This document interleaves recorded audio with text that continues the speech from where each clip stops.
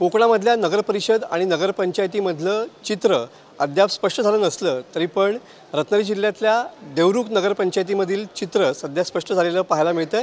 या ठिकाणी थेट भाजप विरुद्ध उद्धव बाळासाहेब ठाकरे सेना असा नगराध्यक्षपदाचा सामना या ठिकाणी रंगताना पाहायला मिळणार आहे। आपल्यासोबत या ठिकाणी भाजपकडून उमेदवारी अर्ज भरलेल्या मृणालताई शेटे आहेत।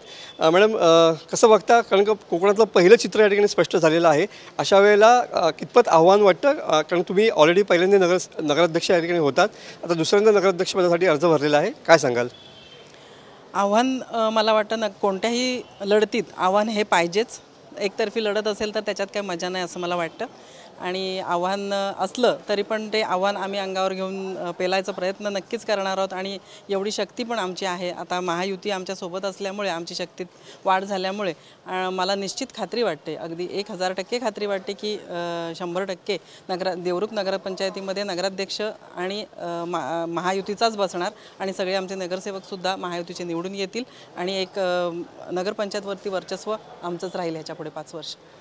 नगराध्यक्षपदासाठी काय नेमकं अजेंडा राबवला जाणार, काय नेमकं प्रचाराचे मुद्दे असते असं वाटते तुम्हाला?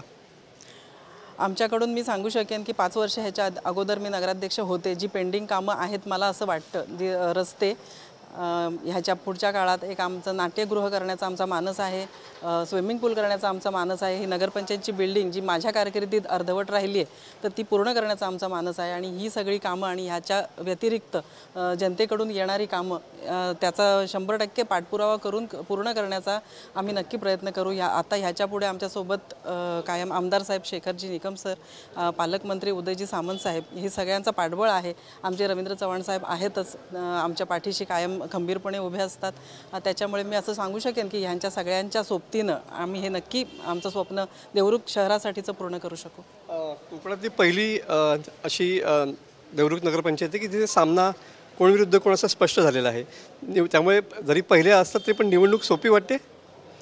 सोपी नसावी असं पण मला वाटतं, सोपी आहे असं मी म्हणत नाही, सोपी नसावी असं मला वाटतं, कारण की भरपूर पाणी पुला घालून वाहून गेलेलं असतं, पण आमचं कार्य आम्हाला नक्की सक्षम बनवतं ह्याच्यासाठी आणि जनतेचं सहकार्य आम्हाला नक्की मिळेल ह्याची खात्री वाटते आणि ही लढत आम्ही नक्की जिंकू ह्याची सुद्धा खात्री वाटते।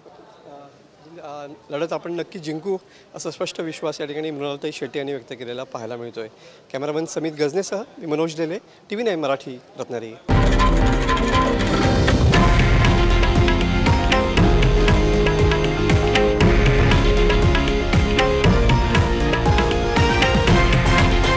हे आहे देशातील नंबर 1 न्यूज नेटवर्क आणि आपण पाहत आहात TV9 मराठी, एकमेव।